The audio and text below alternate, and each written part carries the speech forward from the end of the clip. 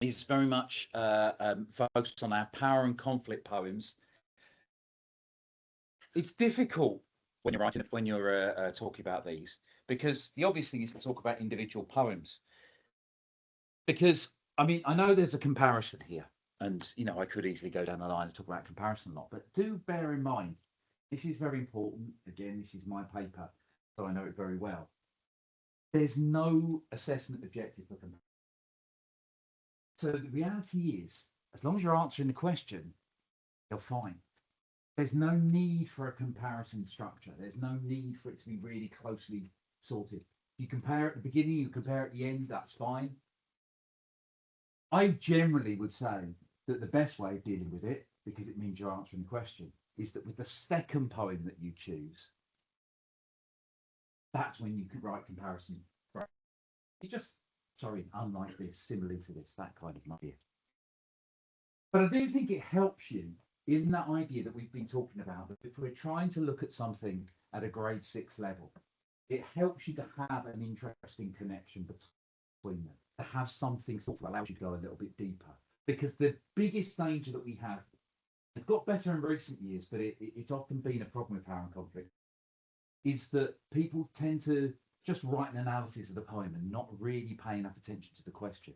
And that particularly works because the question is often so vague. Okay, you get some often say things like ideas of power in this poem, which is literally anything you want to say. I try to open it up, but it is important to us to notice and be aware that we can then take that and be more specific. We are still looking for a conceptual response to what we're doing here. So the title here I've given it, Sticking It to the Man, is basically just the idea that we have in, particularly with the idea of power, we have a lot of poems that are talking about people with power and their abuse of it. And so I'm going to take a load of pairings of potential poems that do that, and I'm going to explore how we might look at that a little bit more conceptually by thinking about these anti-authoritarian ideas. Okay, so to start with, it's worth thinking about poets in general and authority. When you think about it, by their nature, poets are always going to have a natural affinity with the oppressed and with the common man. They are not part of the establishment, okay, poets in general. So you can always expect that the point that a poet will be making is that those in power, the man, as you might call them, are going to be exploiting, are going to be the people in the wrong and going to be who they want to bring down. And their tendency will be to give those people, the oppressed, the common man, a voice, rather than giving a voice to the people in authority. Now, there's one particular exception where I'd see that differently, and I'll come across that in a minute with you. And generally, the fact that there is a broader social point that generally is being made. Worth being aware of that. They're not just sticking it to the man, as I said there. They actually want to make a broader point about society when they're talking about authority. And hopefully that's what we're going to have a look at. So I'm going to do this through a selection of 4 comparisons between 2 poems. In each of these cases, I'm using a poem that I feel is quite likely to come up and comparing it with a poem that I think is well worth you knowing as what I refer to as secondary poems. Okay, the poems that you will choose yourself. Okay, you've got to remember, you have to know all of the poems as primary poems, but that means you have to know all of them well enough that if they're printed on the page with a blank copy, you can write about them. But as far as the ones you choose go, you don't have to have all of them included. You can have a certain number, a certain selection that you feel much more prepared to write about. I would argue that the higher up you are, the more variety there is. I mean, I'm working with a top set in year 10 at the moment, and I am going to have them prepared for all of them, apart from tissue, to be used as secondary poems, because I think it will give them a broader choice. But it is worth you thinking that if you're struggling with it, you might focus on several. So let's start at the beginning here. with two poems that talk about the way that the man uses power to control the general population. And I'm going to deal with Checking Out My History as a primary poem. It's one that's not come up to this point. And the idea of using London to go with it. I think those two go very well, basically because they both deal with emotions in response to power. Okay. They deal with the idea that this kind of abuse of power brings a sense of anger in others. So let's start off by thinking about the nature of the power that we're talking about in each one. In Checking Out My History, we're considering the idea that, as you know, he's talking about the way that people use history to control people. Now, very interesting, an awful lot of you in here do history. This is quite an interesting, engaging idea that history can be a way of manipulation and control because you're choosing what to teach about the past. Okay.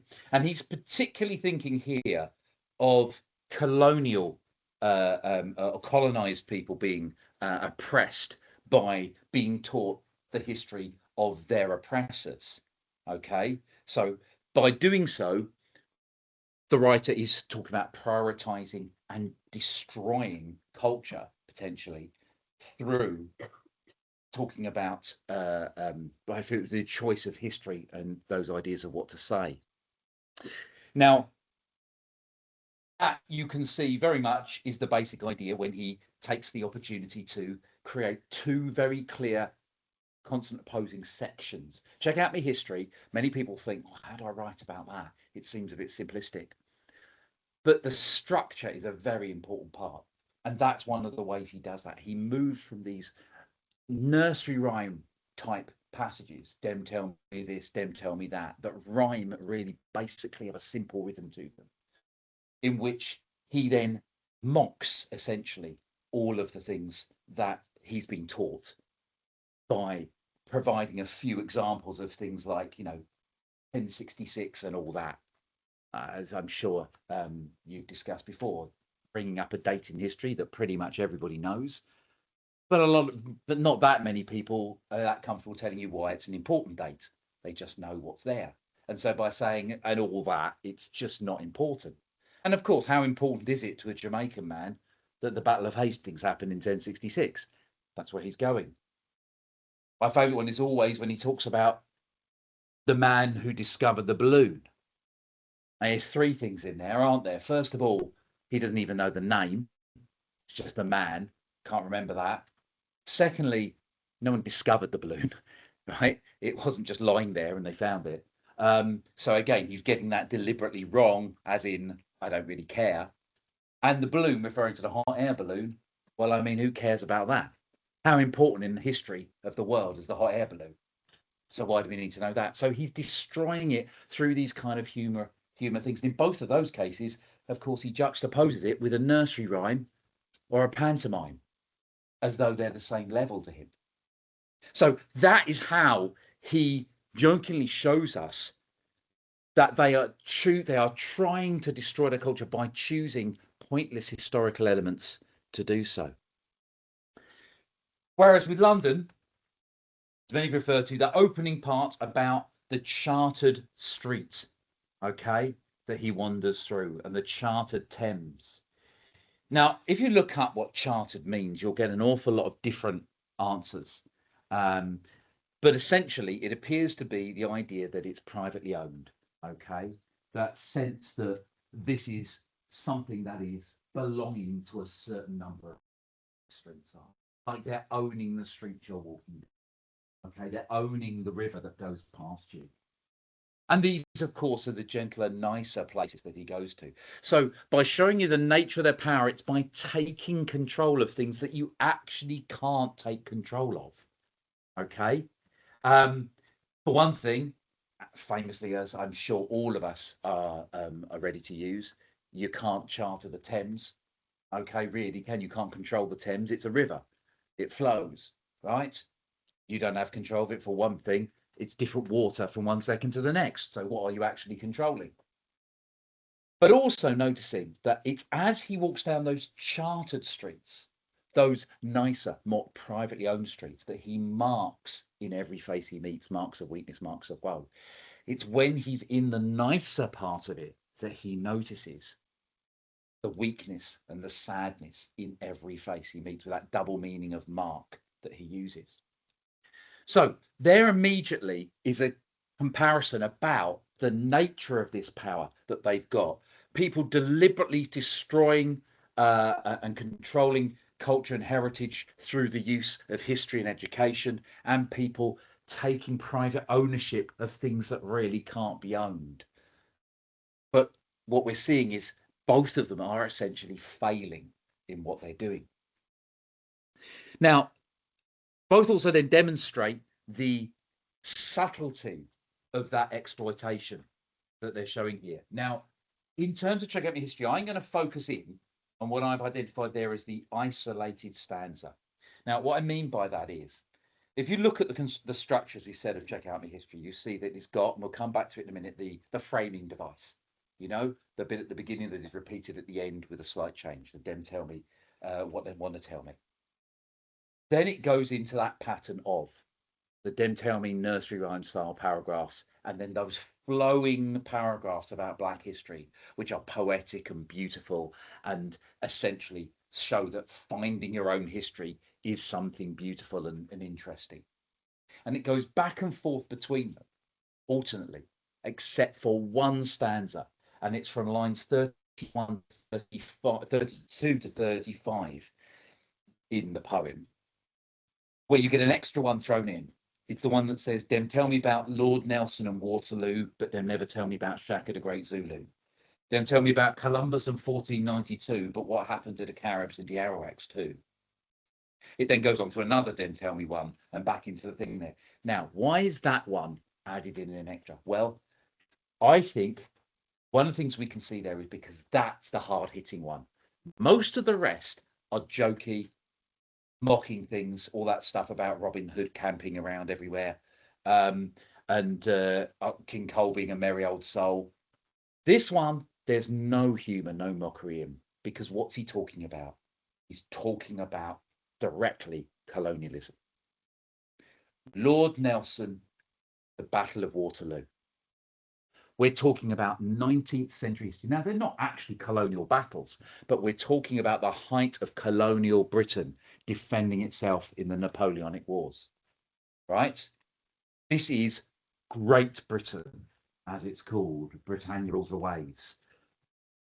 But a Britain that was at the time oppressing about a third of the globe. Okay. Now, he's also deliberately got the mix up there because, of course, remember, Lord Nelson was not at the Battle of Waterloo.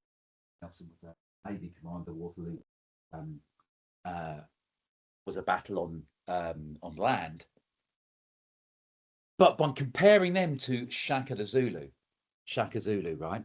One of the great warrior leaders. Oh God, if I had a chance to look into the videos, they're incredible, absolutely incredible. If you get a chance to see the film Zulu back from the 1960s, do watch it. Incredible film. And that will make the point to you. You know, the Zulus were an army that could essentially like run all day long from one place to another and then fight a battle at the end.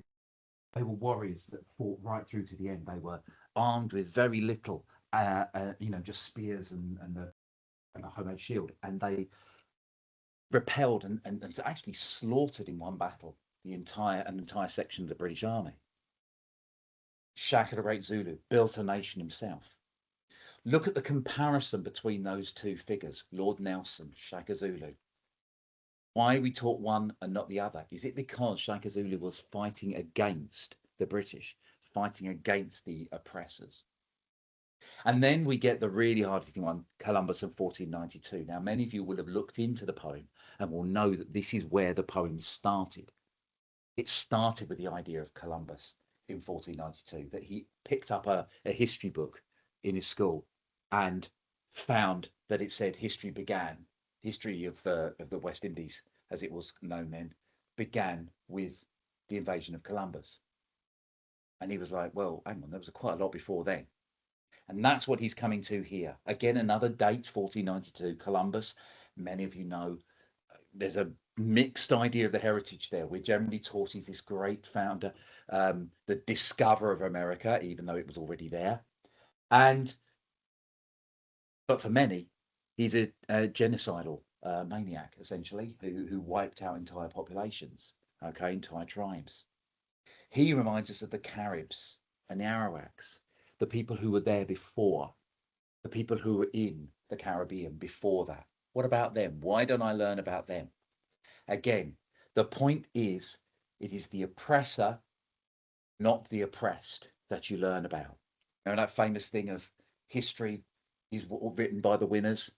That's what he seems to come up with. So that's where I think he looks at the way of the exploitation being very subtle. In London, I'd argue that one of his best ways of doing it is through the specific individual image of mind forged manacles, which to my mind in London is the central image of the entire poem. It comes around about halfway through, basically line 8 of a 16-line poem. It's followed by a colon, which basically says all those examples I'm about to give you are now examples of the mind forged manacles, the chimney sweep, the soldier, the youthful harlot. They're all examples of the mind forged manacles. And it's such a deep and detailed image that I think it works incredibly well. First of all, think about the idea of manacles, okay? Things that shackle, like a handcuffs, old handcuffs, shackle people. It stops you from doing anything, okay? So he's talking about things that stop people from acting against the problems, acting against. But where have those manacles come from? They've been forged in their own mind, okay? They're not real, they feel like they're there, okay? They are forging them in their mind. And that shows you a really intelligent method of mind control, essentially, isn't it? Making people feel like they can't rebel. And worse than that, he points out, of course, he can hear them. They're not visible, forged in the mind. He can hear them in all of these cries of everybody. It shows you how everybody is manacled together. It's subtlety. They may not be completely succeeding, but they are very subtle in their ability to exploit it. And when we get to the effect on the speaker, overall in them, in checking out my history, come back to that idea of the framing device. Them tell me what they want to tell me, changed at the end. Two important things to notice about this. I'm sure, again, you've already got some of this. First of all, yes, the changing words, right? From being bandaged with his own history, he's checking it out, okay? Passive to active. From being blinded with his own history, he's carving it out. We've got carving out, again, permanent, artistic, potentially, yeah? Very important word to be choosing. But also do notice the use of the pronoun. In the beginning, it's bandage up me own eye. They bandage up my eye. In the end, it's I'm checking out mine. It's the change in who's in control by that pronoun that shows the effect on the speaker, that they take control themselves. And that's what the poem is essentially about. Take control of your own destiny. Watch for this exploitation. Find out things for yourself. And in London, we get a very different idea. That slow build of anger. We don't get a positive resolution. All we get is anger, anger, anger until we get to that last almost spat out phrase of blighting with plagues the marriage hearse. If you go through the poem, you'll notice that, and Blake uses this very much, it's very Blake to do so. The sound and the use of the language develops and changes. We start with very broad, open phrases, wander through each chartered street where the chartered Thames does flow. And we begin to get slightly harder. Mark, mark, mark, every, the mind forged manacles. And then it starts to spit out the chimney sweeper's cry, blackening church, hapless soldier's sigh, a lot of sibilants coming in, running in blood down palace walls before the final one is taken over by plosive sounds. Most through midnight streets I hear how the youthful harlot's curse blasts the newborn infant's tear and blights with plagues the marriage hearse, spitting out plosive ideas. So here, the effect is different. It's not positive. It is just that things build. And I suppose we're led to believe that Blake is seeing it building to a point where it will eventually explode and can go no further. Okay. So there's two examples of poems that deal with that idea of how you deal with and the effect of overall powers subtly controlling populations. Now, I said to you mostly they give a voice to the oppressed. The two that make a difference are Ozymandias and My Last Duchess, which take on or give voice or some kind of power to two figures of authority. I don't spend as long on this one because I think a lot of you have got this very clearly here. But if we think about the comparison here, how they mock those figures of authority, one of the first things they do is mock them by giving them a rein for their ego. First of all, by the statue and pedestal of Ozymandias. The statue, remember, colossal it once was, but now it's a colossal wreck. See the way that that works. The size of it becomes a huge wreck. And of course, the idea that it's huge, it's clearly built upwards. And by the end, what we notice is that it has leveled out. Time and nature have flattened it, have taken the stone and reduced the stone to sand. But what I would say more than anything else that shows this ego is to focus in on the words of the pedestal. Something that a lot of people, because a lot of people write about Ozymandias, it always tends to be one of the most widely used poems. Fortunately, with a lot of rubbish about the pharaoh Ramesses II and going on about that, and strange, weird things about sonnets being love poems, which they are sometimes, but not all the time. And therefore, it's self-love of Ozymandias. Rubbish. If you read it somewhere else, ignore it. Come up with your own thoughts or build on what we're talking about here. In that on that pedestal, it says, "My name is Ozymandias, King of Kings." Another thing that's used dreadfully. God, people sit there and say, "Oh, it's a reference to Jesus." How? How is it a reference to Jesus? Remember, the pyramids is back in ancient Egypt. It's further away from Jesus than Jesus is from us. What's going on? How can you talk about Jesus when it's... Oh, anyway, right. Load of rubbish. But what he's saying is, I am the king of all kings. He is not interested in proclaiming his power over his people. That's taken as read. It's his power over other powerful people. I am king of kings. Look at my works, you mighty, you mighty. The mighty people, the other kings. Have a look at this. I'm above you. That's the extent of the ego that's there. And of course, that has been destroyed. Same with My Last Duchess, that a lot of, by giving him a voice, he shows his obsession with his own status. Remember, one of the things we check out with My Last Duchess, and I don't generally feel like My Last Duchess is a good one to use for a lot of people, but I think you have to be quite able to really use it effectively. But the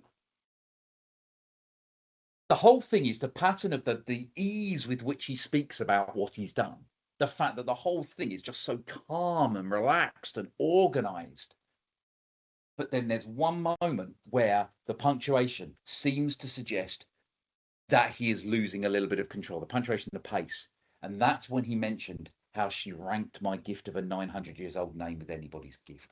That's the bit that bothers him. That's the bit where he's losing control. How dare she? Because that's what he cares about, my 900-year-old name.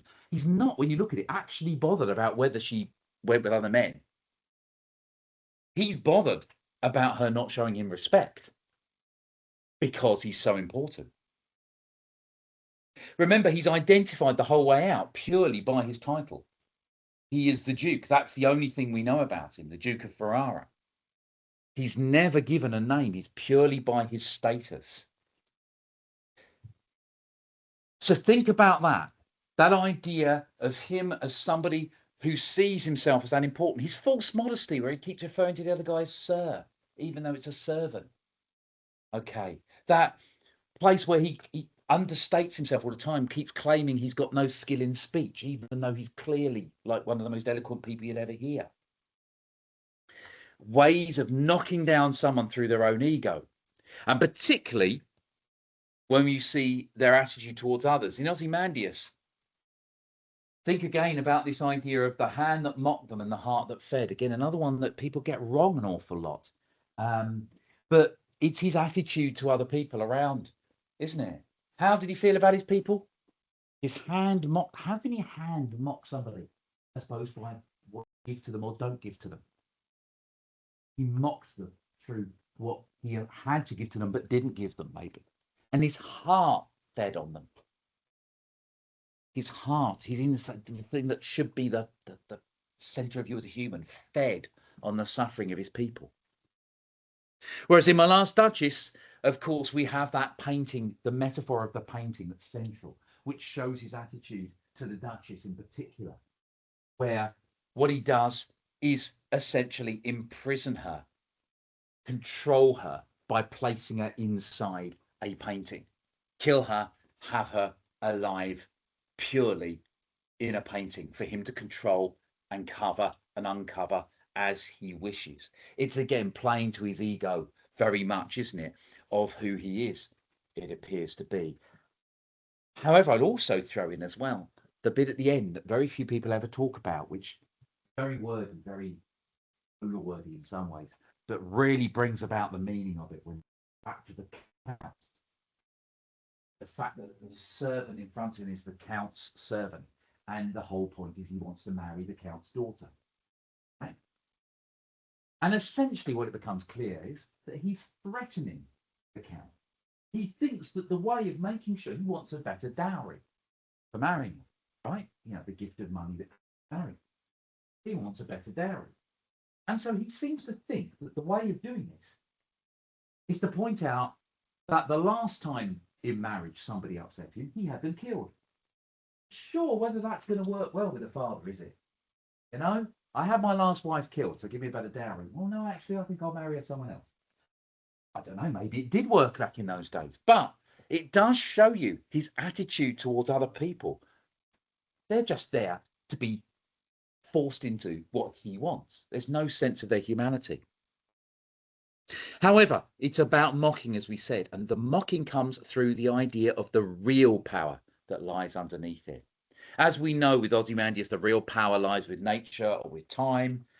That's quite clear. I don't really need to go into too much detail there. Just be aware of the very, very big impact. I think this is always a great thing to write about, the juxtaposition of the pedestal with its grand words with nothing beside remains. Plain, unpoetic, undercuts anything he says. And also do remember the framing device of in Ozymandias of the narrator and the traveller, which again distances us from him and makes him seem even less significant.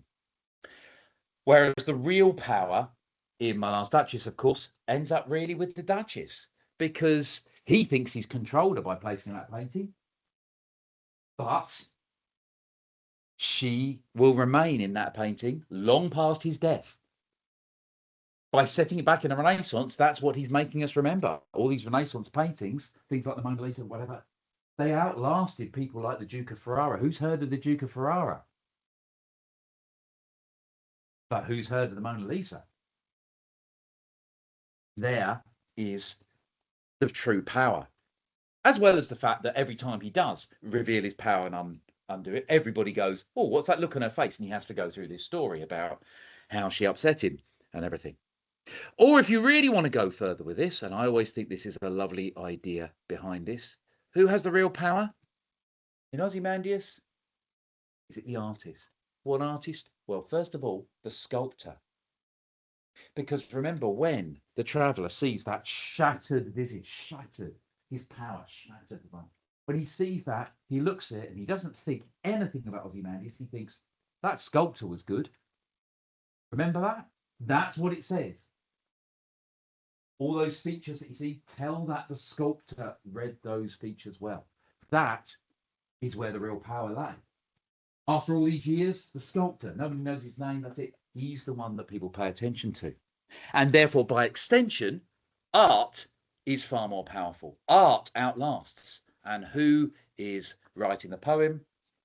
Shelley, an artist himself. He is creating art. So is he by extension suggesting, and his poem will also outlast many people here. Same, and the same in My Last Duchess. Who has the real power? The Duchess? Maybe. Or maybe it's Frau Pandel who painted it, because he's the one who got that look in there that controls everything. He's the one who gets a reaction from everybody. And again, by extension, maybe Robert Browning as well, because he is also creating that artwork. Now, moving on from there, if we take war as an idea, we've got particularly here, Charge of the Light Brigade, one that I do feel is potential to come up, although because exposure came up last year, which I'm going to use here as a secondary one, I don't know if they work this way as to whether they think, would I use 2 war ones in a row? Well, anyway, let's think about it. Charge of the Light Brigade. The generals and the soldiers. What I'm talking about is how these two, again, looking at authority, show the lack of importance of the generals, those in power, and the importance of the soldiers, because that's the side the poets are on. Remember, in the Charge of the Light Brigade, if you think about the real Charge of the Light Brigade, it's all about the people in charge, isn't it? The real Charge of the Light Brigade is all about a bunch of people making the biggest cock up in military history. Look into it. It's a ridiculous thing.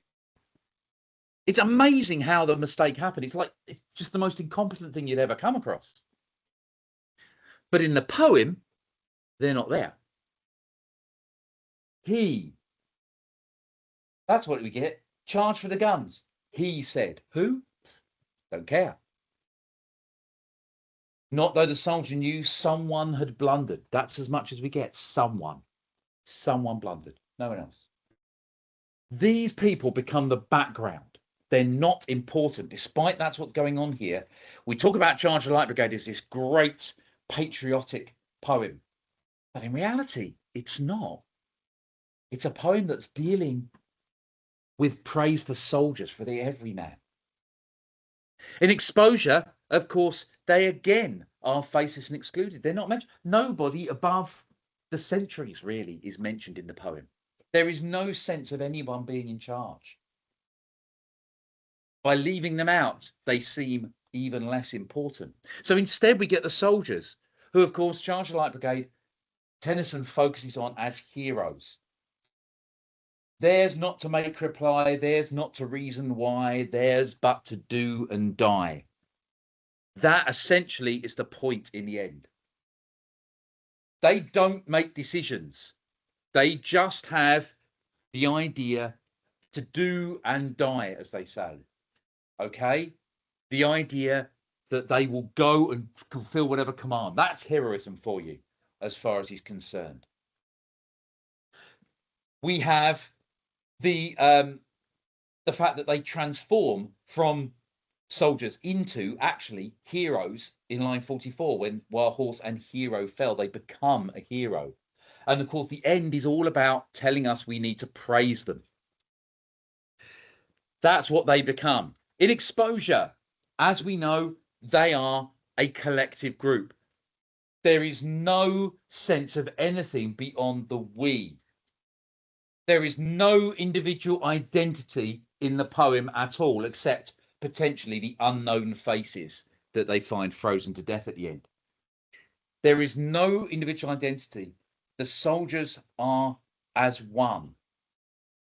Okay?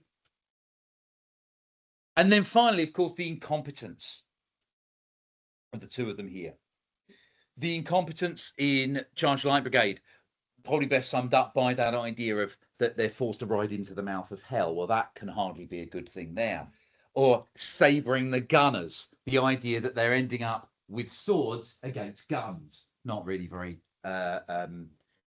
fair. The idea they end up charging an army when there's only 600 of them. And when we get to exposure, of course, the repetition of that line, but nothing happens, comes back again and again. The repetition implies the point that there is no real need here. And those lack of individual identities is because those individual identities are destroyed. And that bit towards the end, in the second half, when their dreams are even destroyed, where they cannot even daydream about going home. It's impossible. They can't actually cope with that in their head. And their beliefs and their dreams and their love of God is all destroyed. That's the level of incompetence.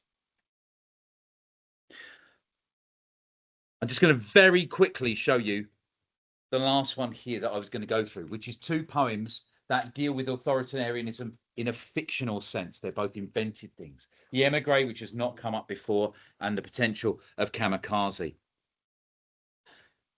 First of all, how are the societies created? Things like in the Emigre, when it talks about that November, as though it's a natural process. It's something that's coming along with winter. It's bringing you into winter. The tyrants, the November, it gives you a sense of inevitability. That November comes to the mildest city. They're creating the idea that societies, authoritarian societies, come. Wherever you are, there are always a danger. With kamikaze, we alternatively get that opening stanza. I've always felt that kamikaze is a slightly racist poem myself. It's you know, the poet herself has no connection with Japan at all, so it's a little bit dodgy to cultural appropriation. And then all this stuff about brainwashing is a little bit like, you know, oh, these Japanese, eh? It's a little bit, but anyway, it's all about control dressed as pride. That image of the samurai sword, right? Goodness me, I've dreadful times of that samurai sword at times for people when they insist that he's got a samurai sword in the cockpit in case he crashes and doesn't succeed in killing them. And he's got, I mean, there are so many ways in which that is ridiculous. Why would it be a samurai sword, for one thing? It's obviously allying himself with the issue of samurai. They are using that idea to control again, to suggest that they are part of the line going back to the samurai warriors to control them there. However, what we see in both of these fictional cases is resistance. In the Emigre, it cannot be avoided. Do notice this, that throughout the poem, she constantly says that all her responses to it are involuntary. I cannot stop this happening. The sunlight is branded. I am branded. Remember, you're branded by somebody else, and it's permanent. All of these, the grammar that spills out as an accident, all of these are very, very much a sense that you can't stop it. The sunlight, natural. Resistance to these kind of authorities, this kind of societies is natural. Whereas in kamikaze, it focuses far more on the sense of how people, despite what society says, put family above society. Remember, it's his choice because of family, or in reality, of course, as we know, it's not his choice because we don't know what he did. It's his daughter's made up story. But his daughter's choice is to tell a story that shows how family comes above everything else. And that's the reason he went. And so the consequence at the end, in the final stanza of the Emigre, is that her shadow falls as evidence of sunlight. That sense that even the darkest moments just prove there's light around. You cannot, according to her, in an authoritarian society, destroy what came before. You cannot destroy what comes in people's heads. And that sense of the living death at the end of kamikaze. The consequence in that case is a sense that people are forced to die, okay, within themselves, even if they didn't physically die. That the children have to learn not to take part in this. That these social expectations are unrealistic.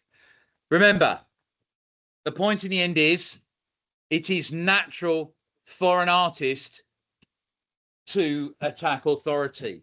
They are part of that resistance themselves. Thank you.